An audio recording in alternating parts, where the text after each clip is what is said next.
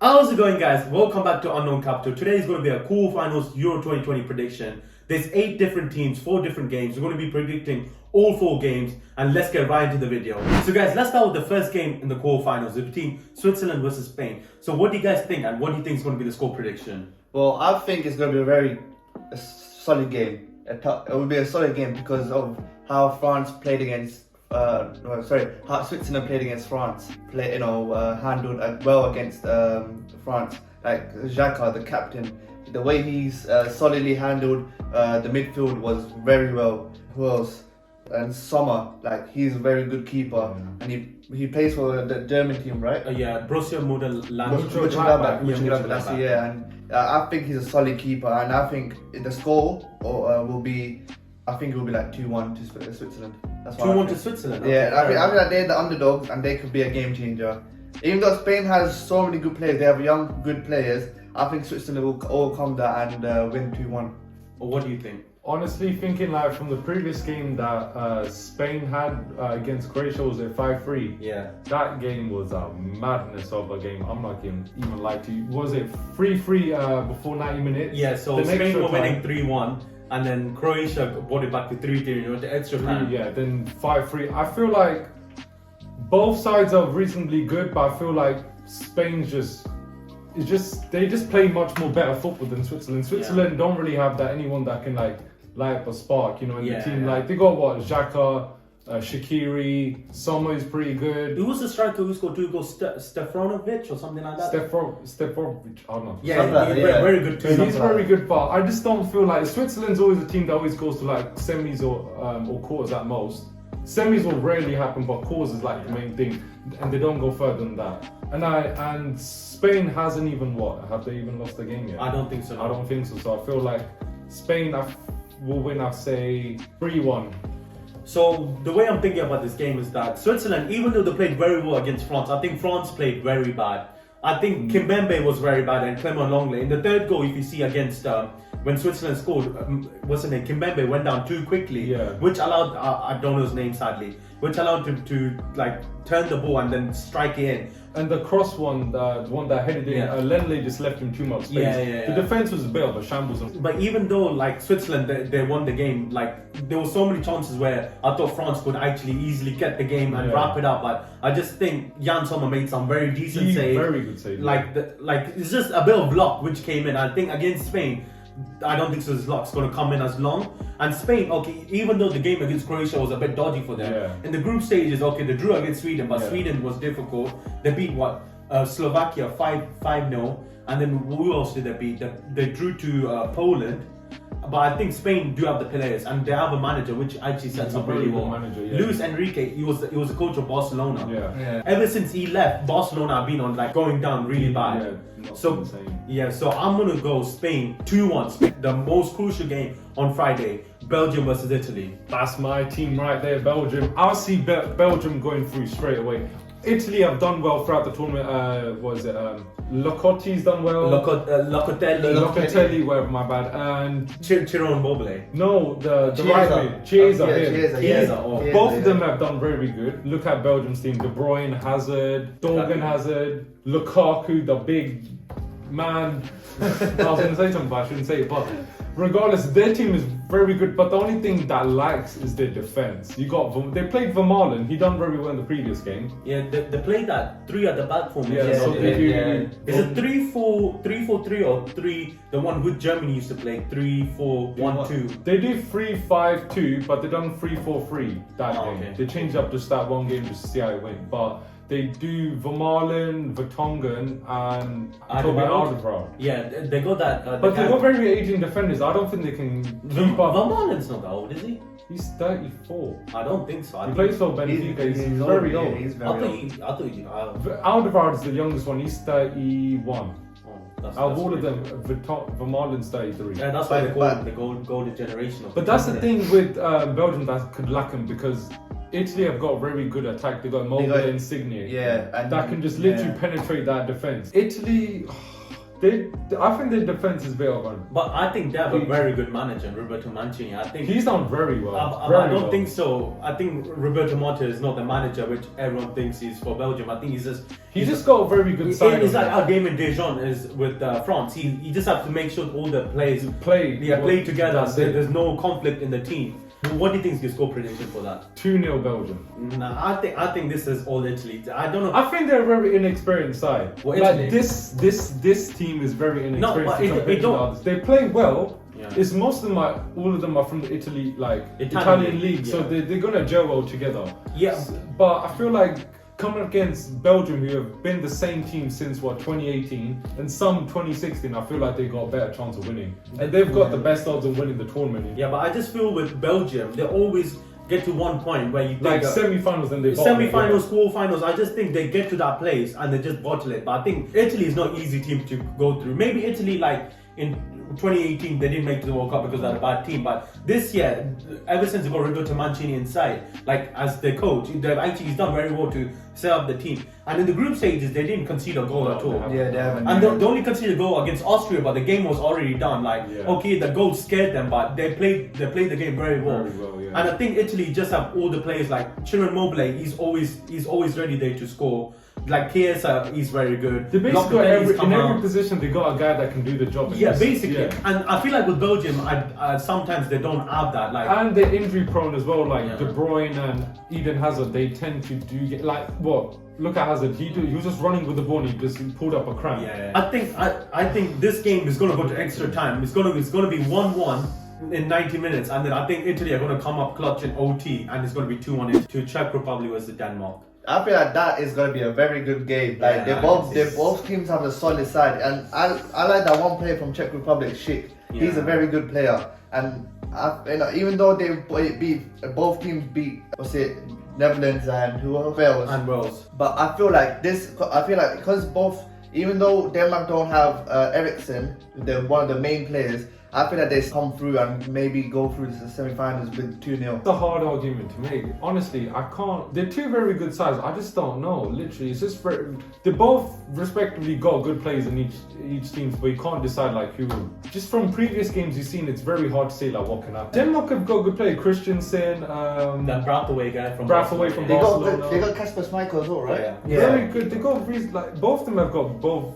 Good team players, but it's very hard to make an argument. But I would honestly say Denmark, I would say 3-2.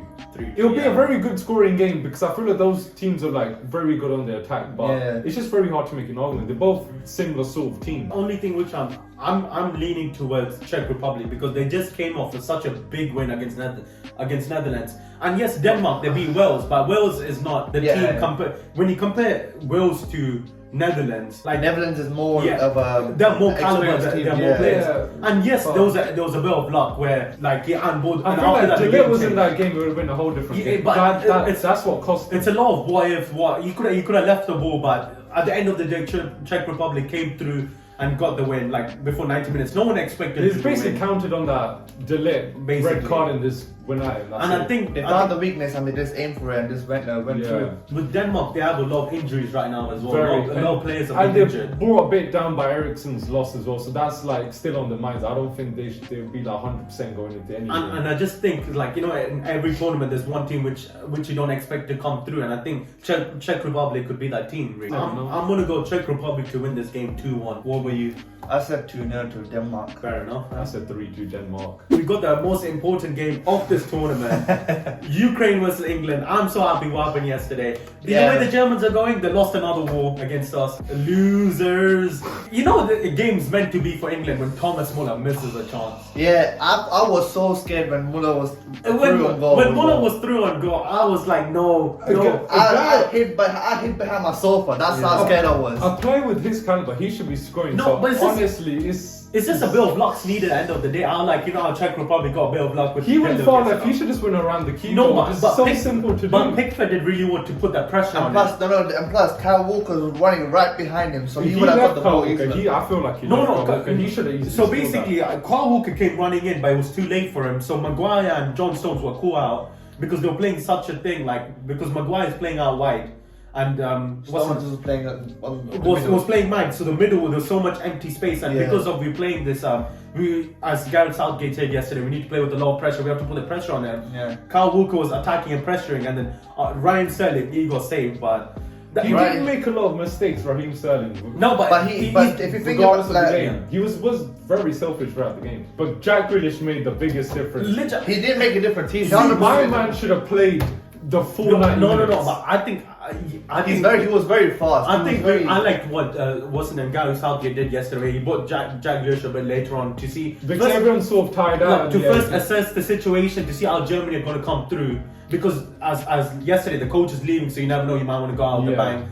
So he assessed it, then he's like, okay, we need a bit of creativity. And I like this, the pairing of Jack Grealish and Luke Shaw playing together. Because Luke Shaw did very well. Because it's very pass and go football. Luke Shaw likes to run with the ball. So he passes it to Grealish, he'll make the running through. And that's what happened. He made the pass, Shaw ran in, then crossed in, and that's it. I want Jadon Sancho to play. He should play. Rashford should play. I want Rashford to play as well. No. Rashford couldn't make a difference. He's very fast. On the wing, I feel like he's more of a striker. I'd rather have Dominic Calvert-Lewin to replace Harry Kane than Rashford. I'm not saying to replace Harry Kane. No, but where would he play Rashford? Tell me where would he play Rashford? It's because the formation they're playing, there's not actually left mid or right mid. Sterling has proved why he has to stay. He scored all 3 goals for it. He scored 3 out of the 4 goals for England currently.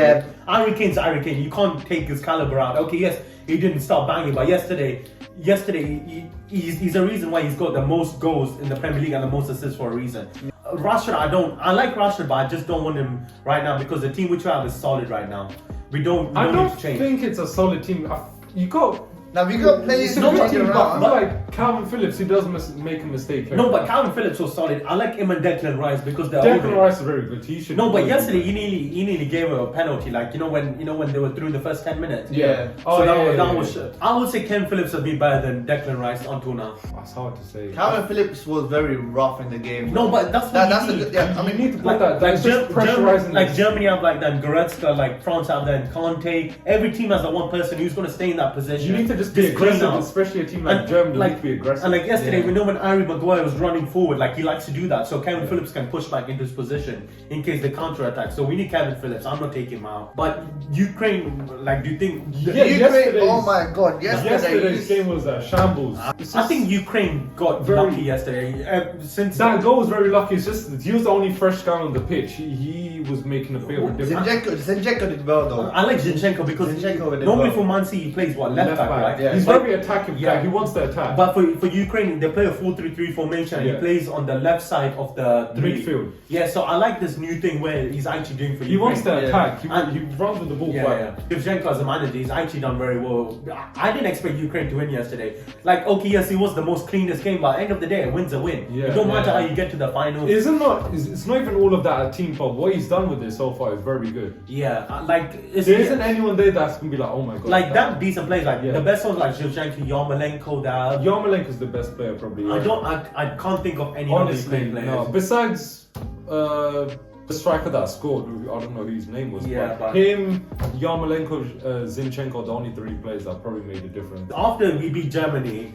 Now we have a solid route to go through. Literally, it's the easiest route to get. But I will say this: I feel like it's better for them to lose against Germany than in the final because it'll be more hurtful. Yeah, but I think if you get to the final and then lose, it's going to be at Wembley as well. That's going to be even worse. Losing at Wembley, the way that they played against Germany, against who they play, Belgium, most likely will be Belgium. But it depends. Gareth Southgate, everyone says he's dead, but he's actually done set up very well. And like he set up the team very well, and I think. But the only thing that they haven't even lost a game yet as well. Yeah, that's true. He plays very defensive, but there's players on the bench that he doesn't use. It's so annoying. No, but like some managers. Obviously, I get he's gonna put the players in at the right time, like 70th, 80th minute, like Grealish, Sancho. But Sancho and Rashford have barely played like more than 10 minutes. Yeah, but like people ask him this question: why do you not play these players? He's like, who approves himself in training? will get a chance. Like last game when Saka started, he actually proved himself. When he got the goal against Czech Republic, he came forward, which arranged Sterling to go back and get that. And I didn't see that from Rashford against the game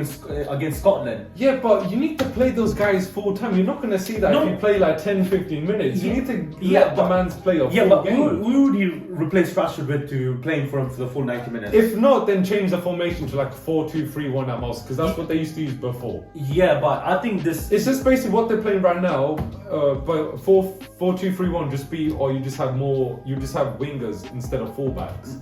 Wing backs. I just think the way he's setting up right now is calm. I think Jadon Sancho needs to actually get looking, because if you keep on not playing, he could stop playing for Germany. He can actually, because he's been in Germany for a long time now. About 3 years. 3 years. So if he plays, then he could come into Germany. Mateus said we can give him a German passport. You never know what can happen. And a lot of German fans ask like, yo, why not playing Jadon Sancho? We see. And it would make more sense because he's played with all of those players in the Germany team. He would know how to break him down. True. He could give some insight, like this is what we can do. No, but there's the saying, don't change it until it's broken, and it's perfectly working right now. What do you think is your score prediction? 2-1 to England. 2-1 England. I'll say 3-1 England. 3-1 England. I'm gonna go. I don't think so. We're gonna concede a goal against Ukraine. I'm going. But you never know what can happen. 2-0 England. Oh, fair enough. Bro, if Germany can't score against us, I don't think so. They have a chance? Ukraine. Thanks for watching, guys. Hope everyone enjoyed this video. Hope everyone had a great day. Comment who do you think is gonna go? Who's gonna win out of the 4 games? Harrison, thanks for coming on my channel. Please subscribe to this channel, HY. Now, thanks for coming on as well. Thanks for having me. Sometimes with your bullshit prediction, but it's fine. I'm trying to make it interesting, alright? We forget that, but I hope everyone has a great day. I will see you in the next video.